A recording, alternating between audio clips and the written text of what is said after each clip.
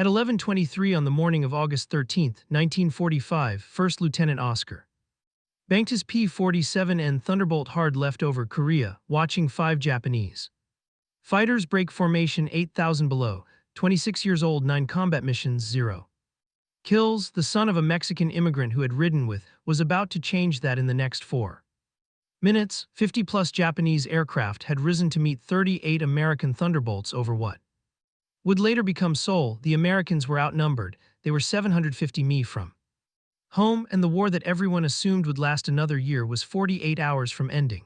Nobody in either formation knew it yet. The atomic bombs had already fallen. Hiroshima on August 6th. Nagasaki on August 9th. Emperor Hirohito was meeting with his war council at that very moment, debating surrender. But over Korea, Japanese pilots were still flying, American pilots were still hunting, and Oscar was diving toward the 3 trailing enemy fighters with 850 caliber machine guns. Loaded and ready, his P-47N carried a name painted on the nose. It's Meat Chopper. The artwork showed a baby in a diaper chomping a cigar, wearing a derby hat, clutching a rifle. It was a tribute to his infant son waiting back home in Los Angeles. Had no way of knowing whether he would see that boy again. The mission profile called for 8 hours of flying, 1,500 m round trip, most of it over open ocean where a single engine failure meant death. The P-47N was built for exactly this kind of mission. Republic Aviation had redesigned the Thunderbolt specifically for the Pacific theater, adding wet wings that carried 93 gal of fuel in each wing route. The aircraft could haul over 200 gallons when fully loaded with external tanks. It had the range to escort B-29 all the way to Japan and back. It had the firepower to destroy anything it caught: 8 Browning machine guns, 3,000 rounds of ammunition, a 2,800 horsepower and Whitney radial engine that could push the 7 fighter past 460, but range and firepower meant nothing if you could not find the enemy. For 6 weeks, the 57th Fighter Group had flown mission after mission from their base on a tiny island 4 mi northwest of Okinawa. They had escorted bombers, they had strafed airfields, they had burned fuel and dropped bombs on targets that rarely shot back. The Japanese were hoarding their aircraft, saving them for the invasion everyone expected. Pilots joked that the enemy had simply run out of planes. August 13th proved them wrong. Mission 507-35 had launched 53 Thunderbolts at dawn. 15 had turned back with mechanical problems or navigation errors. The remaining 38 had droned northwest across the East China Sea, crossed the Korean coastline, and were approaching KJO when radar operators reported contacts, lots of contacts. The Japanese 22nd and 85th Sentis had scrambled everything they had: 84 Frank fighters, Ki-43 Oscars, even a pair of K-5Y Willow trainers that had somehow found themselves in the wrong piece of sky. If you want to see how Meat Chopper earned its name that morning, please hit that like button. It helps us share these forgotten stories with more viewers. Subscribe if you are new here. Back to he had selected the trailing 3 fighters from the enemy formation. Standard tactics: hit the rear aircraft first. The leaders would not know they were under attack until their wingmen started burning. Push the throttle forward, felt the Thunderbolt surge, and watch the distance close. 2,000 wide, 500. 1,000. At 800 yards, he centered his on the nearest enemy fighter and pressed the trigger. The war was about to end. Oscar was about to become the last pilot in history to shoot down 5 aircraft in a single day, and he had exactly 4 minutes of ammunition left. The first burst caught the trailing 84 exactly where it aimed. Engine cowling, cockpit. The Japanese fighter shuddered, belched black smoke, and began a spiral that would end in the Korean countryside 8,000 below. Did not watch it fall. He was already shifting his to the second aircraft. 9 combat missions without a single kill. 6 weeks of escort duty, strafing runs, and empty skis. Now the enemy had finally appeared, and Oscar discovered something about himself. He was good at this, very good. The 84 Frank was Japan's best fighter in August 1945. Faster than the Zero, better armed, capable of climbing with American aircraft that had dominated the Pacific. For 2 years, Japanese pilots called it the Gale. Allied intelligence had classified it as one of the few enemy fighters that could challenge American air superiority on equal terms. The 22nd and 85th Sentis flying over Korea that morning had some of Japan's most experienced pilots at the controls. None of that mattered when 850 caliber machine guns found their mark. Second target tried to brake. Right, too slow. The P-47N weighed nearly 20,000 fully loaded. It could not turn with a Japanese fighter. It could not climb as fast, but it could dive like nothing else in the sky. And when a Thunderbolt pilot caught an enemy from above and behind, the mathematics of aerial combat became simple. Speed plus firepower plus surprise equal destruction. The second 84 took hits across its entire fuselage, saw pieces separate from the aircraft. Section of wing, part of the tail assembly. Then flames erupted from the fuel tanks and the fighter became a fireball tumbling toward Earth. 2 kills in less than 60 seconds. The third Japanese pilot had seen enough. He rolled inverted and dove for the deck, accelerating away from the American who had just killed his wingman. Let him go. The Thunderbolt had the speed to chase. But pursuing a single fleeing enemy meant losing sight of the larger battle, somewhere in the chaos above Korea. 37 other American pilots were fighting 50-plus Japanese aircraft. Needed to find his squadron. He pulled the P-47N into a climbing turn, scanning the sky for the distinctive silhouettes of friendly Thunderbolts. The morning sun made identification difficult. Aircraft twisted and dove in every direction. Smoke trails marked the paths of damaged machines. At least 3 parachutes drifted below, though could not tell whether they carried American or Japanese pilots. The fuel gauge showed the mission clock ticking. 8 hours total flight time. Every minute of combat burned fuel at 3 times the cruise rate. The external tanks had been dropped before the engagement, now was running on internal fuel only, and the return flight to would take nearly 4 hours. Mathematics again simple and unforgiving. He spotted movement at 800, 2 aircraft flying in close formation heading northeast by planes. Blinked, uncertain what he was seeing. The silhouettes belonged to training aircraft, not combat fighters. K5Y willows, canvas-covered relics from another era. What they were doing in the middle of an air battle over Korea made no tactical sense. It did not matter. They wore Japanese markings. They were legitimate targets. Rolled the Thunderbolt inverted and pulled toward the Earth, building speed for the intercept. The biplane saw him coming. They separated, each pilot choosing different escape route, selected the closer aircraft and opened fire. Willow trainer had a maximum speed of 132. The P-47N was diving at over 400. The engagement lasted approximately 3 seconds. Watch the biplane catch fire, spiral right, and impact the ground in a column of black smoke. His third kill of the morning. He searched for the second Willow but could not locate it. The pilot had escaped into a cloud bank or simply disappeared against the terrain below. Pulled up, regaining altitude, and checked his ammunition counters. The numbers had dropped significantly. 3 kills had consumed nearly half his rounds. The meat chopper still had teeth, but they were getting shorter. He climbed above the clouds, searching for friendly aircraft. What he found instead were 4 Japanese fighters waiting in ambush. 4 Ki-84 Franks held the altitude advantage. They had seen the American Thunderbolt climbing through the clouds. They had positioned themselves perfectly. Sun behind them, speed building, the textbook bounce that had killed hundreds of Allied pilots over the Pacific. Saw them at the last possible moment. 4 shapes diving out of the glare, growing larger with terrifying speed. He had perhaps 2 seconds to react, 2 seconds to make a decision that would determine whether his son ever saw his father again. He did not try to run. Running from a diving fighter meant taking hits in the engine or the cockpit.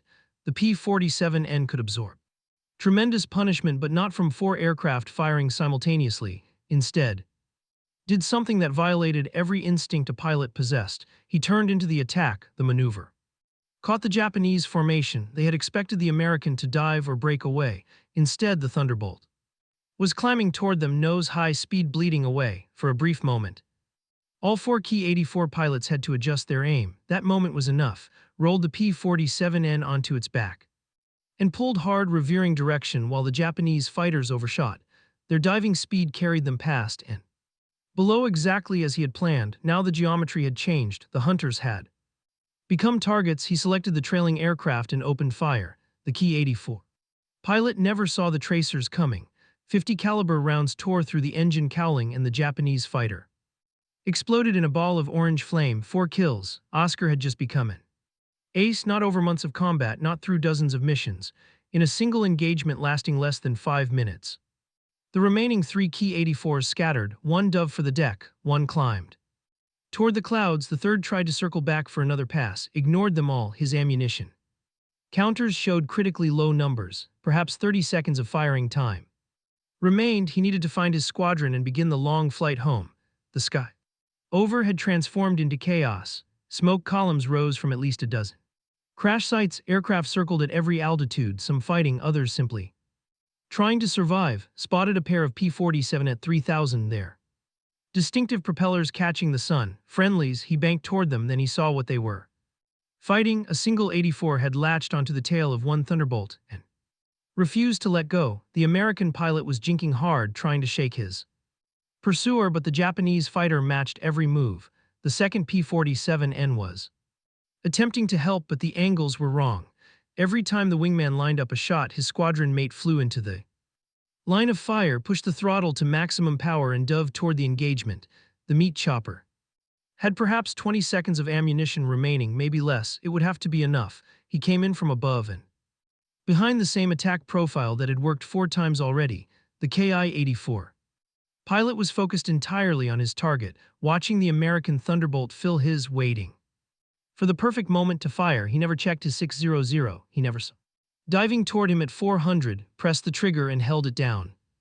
Tracers reached across the sky, converging on the Japanese fighter. Hits sparkled along the fuselage. The Ki-84 shuddered. Smoke began pouring from the engine. Then the guns went silent. Gradual slowdown, not a few final rounds, complete silence. All 8 Browning machine guns had run dry simultaneously. 3,000 rounds of 50 caliber ammunition, enough firepower to destroy a small building, had been expended in less than 6 minutes of combat. The Ki-84 was damaged but still flying. Smoke trailed from its engine, but the aircraft remained under control. The Japanese pilot, suddenly realizing he was under attack from a new direction, broke off his pursuit of the American Thunderbolt and turned toward. Oscar was now 750 mi from home, alone in hostile airspace, with a wounded enemy fighter turning to kill him and exactly 0 rounds of ammunition remaining. Most pilots would have run. Mathematics demanded it. An unarmed fighter against a damaged but still dangerous enemy represented a calculation with only one rational answer: dive for the deck, use the Thunderbolt's superior speed, put as much distance as possible between yourself and the threat, return to base, live to fight another day. Oscar did not run. The Ki-84 completed its turn, pointed its nose at the American Thunderbolt. The Japanese pilot could see the distinctive checkered cowling of the 57th Fighter Group. He could not know that the aircraft in front of him had expended every round of ammunition. From his perspective, this was simply another American who needed killing. Watch the enemy fighter stabilize and begin its attack run. Smoke still poured from the damaged engine, but the aircraft was flying. Japanese pilot had guns, did not. The next 60 seconds would be determined entirely by skill, nerve, and the willingness to die. He turned toward the Ki-84. The maneuver made no tactical sense. An unarmed aircraft charging an armed enemy violated every principle of aerial combat, but understood something that the mathematics could not capture. The Japanese pilot did not know the Thunderbolt's guns were empty. All he could see was an American fighter coming straight at him, nose, at a combined closing speed of nearly 800. Aerial chicken, the deadliest game in the sky. The 84 pilot flinched first. With his engine trailing smoke and an apparently armed enemy boring in, he broke right, abandoning his attack run. Followed, turning inside the Japanese fighter, maintaining the illusion of an offensive posture. Every second he kept the enemy defensive was a second his squadron mates could use to reach the fight. He keyed his radio and called for help. Somewhere in the chaos over Korea, another P-47N pilot heard the transmission. An American was in trouble, engaged with an enemy, needed assistance. The response was immediate. Continued his deadly dance with the 84, turn, counter-turn, dive, climb. The Thunderbolt's empty guns pointed at the Japanese fighter again and again, each time forcing the enemy pilot to react defensively. The deception could not last forever. Eventually, the Japanese pilot would realize that no tracers were coming. Eventually, he would understand that his opponent was bluffing with an empty hand. The help arrived before that moment came. A second P-47N dropped out of the clouds at full power. The pilot had seen the engagement, understood the geometry, and positioned himself. Clean shot. The Ki-84, focused entirely on the Thunderbolt that had been chasing it for the past 90 seconds, never saw the new threat approaching from above. 850 caliber machine guns opened fire simultaneously. The Japanese Fighter disintegrated under the concentrated barrage, wings separated from fuselage, the engine tore free and tumbled earth, what remained of the aircraft scattered across the Korean sky in a cloud of burning debris. 5 kills. Oscar had just achieved something that fewer than 100 American pilots accomplished during the entire war. He had become an ace in a single day, the last pilot in United States history to earn that distinction.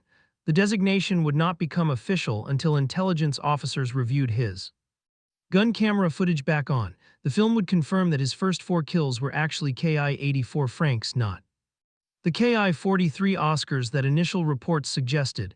It would document the biplane trainer, the absurd willow that had wandered into the wrong battle, and it would show the final engagement, the damaged Ki-84 that had attacked, chased, and harassed until his squadron mate could deliver the killing blow. All 5 victories belonged to him. The gun camera did not lie, but Oscar. War was not over yet. He was still 750 mi from home. His fuel gauges showed numbers that demanded immediate attention, and the sky over Korea still contained Japanese aircraft who wanted very much to kill him. The morning was only half finished. The flight home would kill more pilots than enemy fighters ever could. 750 mi of open ocean stretched between Korea and no landmarks, no emergency airfields, no rescue ships positioned along the route. A pilot who ran out of fuel or suffered engine failure over the East China Sea had exactly 2 options: ditch in the water and hope for rescue that would probably never come, or ride the aircraft down and die on impact. Checked his fuel gauges and performed the calculations every Pacific pilot learned to do in his sleep. Remaining fuel distance to base, fuel consumption at cruise power. The numbers worked, but barely. Any deviation from the direct route would turn a marginal situation into a fatal one. The 57th Fighter Group began reassembling over the Korean coastline. Thunderbolts appeared from every direction, trailing smoke, others showing visible battle damage. Squadron leaders conducted radio checks, counting aircraft, identifying who had survived and who had not. The morning's engagement had scattered the formation across 50 mi of Korean airspace. 20 Japanese aircraft had fallen to American guns. The 57th had lost none. It was the kind of kill ratio that commanders dreamed about, the kind of victory that earned unit citations and medal recommendations.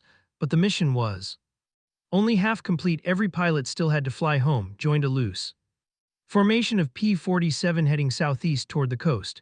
The Thunderbolts flew at 12,000, high enough to glide toward land if an engine failed, low enough to conserve fuel. Conversation on the radio remained minimal. Pilots monitored their instruments, watched their fuel gauges, and counted the minutes until appeared on the horizon. The East China Sea passed beneath them in an endless expanse of gray-blue water. August heat created thermals that bounced the heavy fighters unpredictably, trimmed the aircraft for maximum efficiency, adjusting throttle and mixture to squeeze every possible mile from his remaining fuel. Autopilot helped, holding course while he rested his hands and processed what had just happened. 5 kills in one morning. The number seemed impossible. 9 missions of empty skis, and then everything had changed in 6 minutes of concentrated violence. He could still see the tracers reaching out from his guns, still see the Japanese fighters catching fire, still feel the Thunderbolt shudder as 3,000 rounds of ammunition poured through 8 machine gun barrels. The gun camera would confirm everything. Film did not lie. Intelligence officers would review the footage frame by frame, matching each burst of fire to each enemy aircraft destroyed. The process took days, sometimes weeks. Until then, claims remained exactly that: claims. Every pilot made them. Not every pilot could prove them. 2 hours into the return flight, the formation crossed the invisible line where ocean became friendly territory. Okinawa appeared as a smudge on the southern horizon, lay just beyond a flat speck of coral and sand that had become home to 3 fighter groups and thousands of support personnel. The island had seen its share of death. Ernie Pyle, the most famous war correspondent in America, had died there 4 months earlier, killed by a Japanese machine gun bullet during the invasion. His grave marker stood near the beach where Marines had stormed ashore. Now the island served as an unsinkable aircraft carrier, launching missions against the Japanese homeland day after day. His fuel gauges showed nearly empty tanks as filled his windscreen. Other pilots in the formation reported similar numbers. The mission had pushed the P-47N's range to its absolute limit. Another 50 mi would have meant ditched aircraft and dead pilots floating in the East China Sea. The Thunderbolts entered the landing pattern, one by one, wheels down, flaps. Extended, final approach over the beach where Ernie Pyle had fallen. Touched down on the coral runway and felt the aircraft settle onto its landing gear. 8 hours and 18 minutes. After takeoff, mission 50735 was complete. He taxied to the hard stand where his crew chief waited. The man's eyes went immediately to the checking for the carbon residue that indicated combat. He saw plenty, then he looked at its face and knew something extraordinary had happened. The debriefing room filled with pilots, still wearing their flight suits, still smelling of sweat and aviation fuel and cordite. Intelligence officers moved between them, collecting initial reports, asking questions, cross-referencing claims. 20 Japanese aircraft destroyed. The number seemed almost too large to believe, but 38 pilots had witnessed the battle and their stories matched, sat in a metal folding chair and recounted his morning. 5 enemy aircraft, 4 fighters and 1 trainer, the intelligence officer wrote. Everything down, his pencil moving steadily across the form. Initial claims would be filed immediately, confirmation would wait for the gun camera footage. The 57th Fighter Group had entered combat on July 1, 1945. 6 weeks of operations, dozens of missions, and until August 8, they had encountered almost no aerial opposition. The Japanese had been saving their aircraft, husbanding their resources, preparing for an invasion that military planners on both sides expected to cost millions of lives. August 13 changed the calculus entirely. The 57th had stumbled into the largest concentration of Japanese fighters they would ever see. The result was the most one-sided aerial victory of the Pacific Wars. Final month, 20 enemy aircraft destroyed against 0 American losses. Mathematics of that exchange rate would earn the entire group a presidential unit citation, but the war was ending. Nobody on knew it yet, but the emperor had made his decision. Japan would surrender, the invasion would never happen. The millions of casualties that planners had grimly accepted would never materialize. August 13, 1945 was one of the last days of aerial combat in World War II. Oscar had become an ace on almost the final day it was possible to become one. The gun camera footage arrived at the intelligence section that evening. Technicians threaded the film into projectors and watched the morning's combat unfold frame by frame. Camera had captured everything. First Ki-84 taking hits, catching fire, spiraling down. The second fighter disintegrating under concentrated fire. The Willow trainer burning against the Korean landscape. The fourth killed ambusher who became the ambushed. The fifth kill presented a problem. His guns had run dry before the final Ki-84 was destroyed. His gun camera showed the damaged aircraft, showed the pursuit, showed the desperate maneuvering of an unarmed Thunderbolt chasing an armed enemy, but the killing burst had come from another pilot's guns. Intelligence officers debated the credit. Had attacked the aircraft, he had damaged it, he had chased it until help arrived. The other pilot had delivered the fatal blow, but only because had set up the shot. Standard procedure awarded credit based on who inflicted the lethal damage. By that measure, the fifth kill belonged to someone else. They gave it to anyway. The reasoning was simple. Without his initial attack, the Ki-84 would have destroyed the American Thunderbolt it had been pursuing. Without his pursuit, the damaged Japanese fighter would have escaped. Without his willingness to chase an armed enemy with empty guns, the engagement would never have happened. The fifth kill was a team effort, but Oscar had made it possible. 5 confirmed victories in a single day, ace in a day.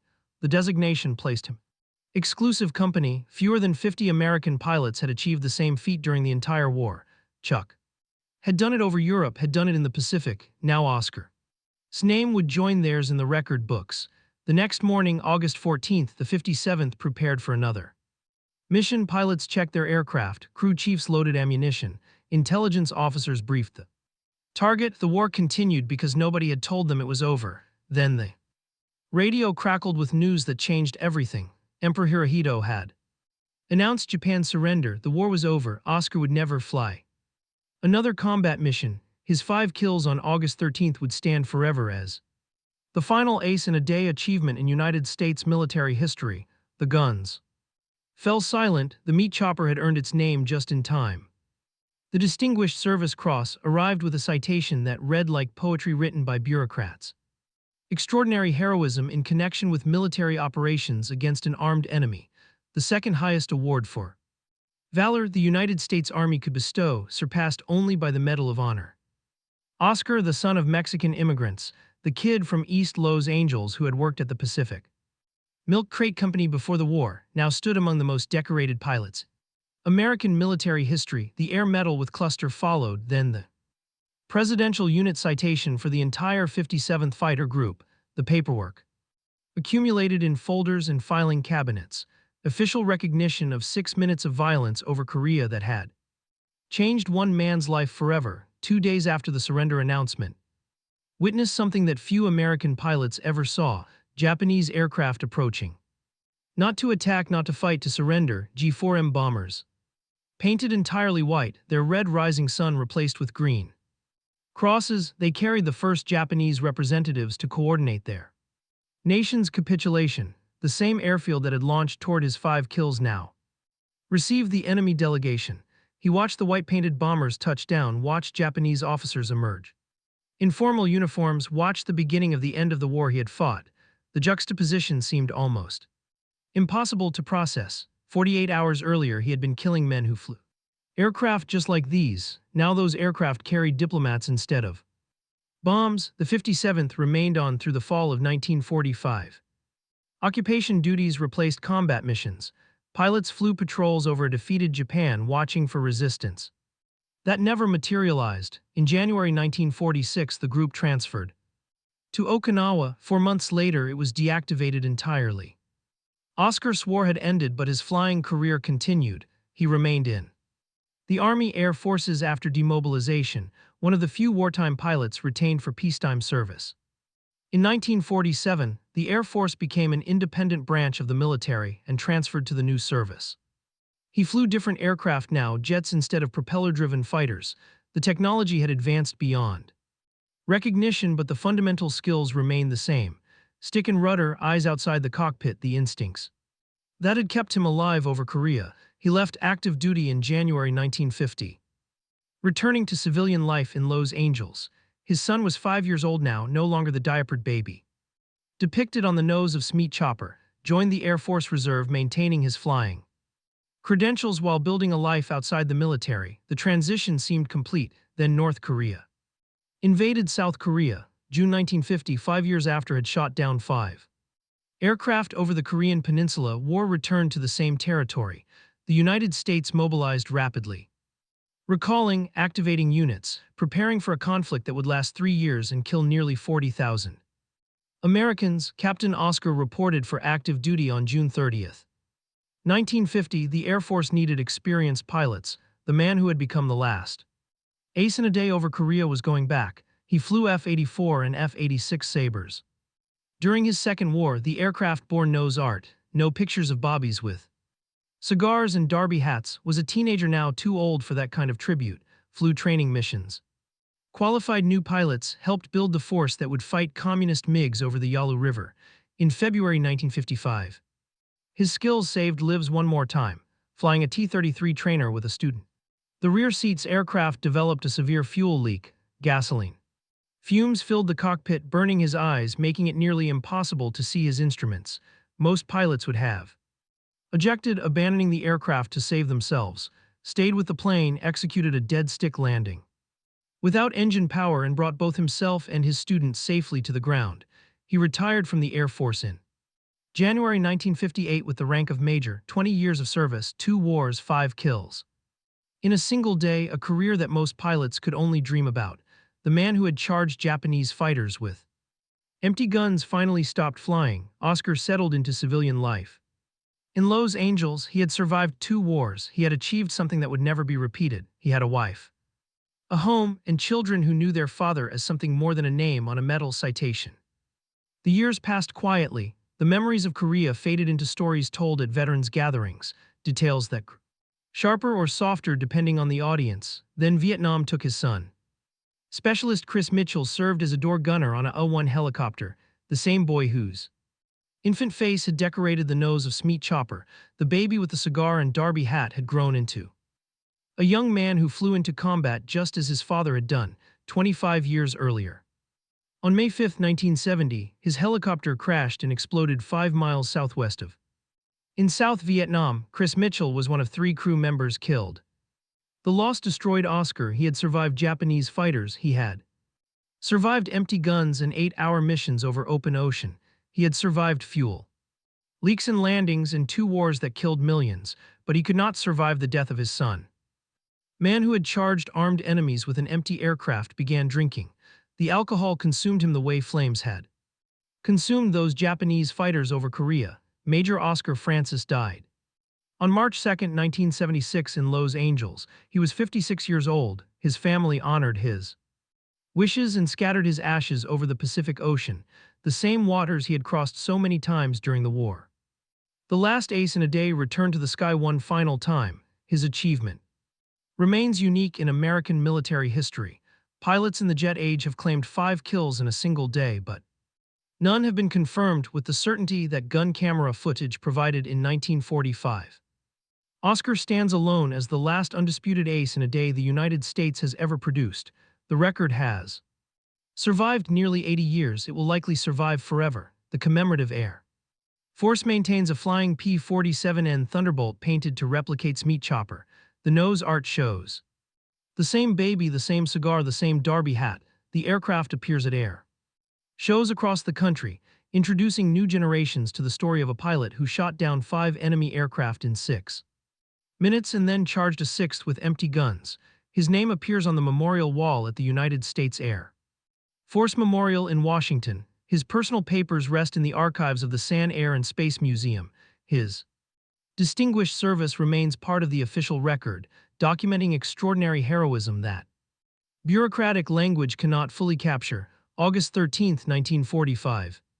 48 hours before the end of the deadliest war in human history, 38 American Thunderbolts against 50 Japanese fighters over Korea.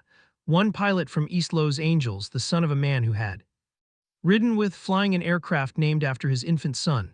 5 kills, 0 ammunition remaining. 750 m from home, the meat chopper earned its name that morning. Oscar earned his place in history. If this story moved you the way it moved us, please take a moment to hit that like button. Every single like tells YouTube to show this story to more people who need to hear it.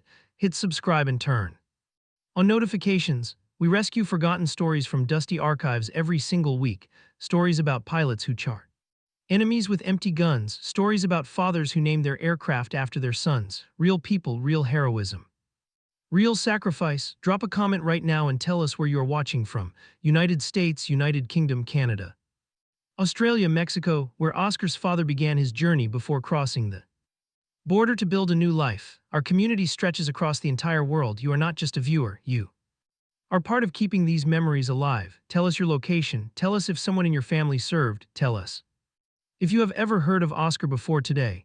Thank you for watching and thank you for making sure the last ace in a day never becomes a forgotten.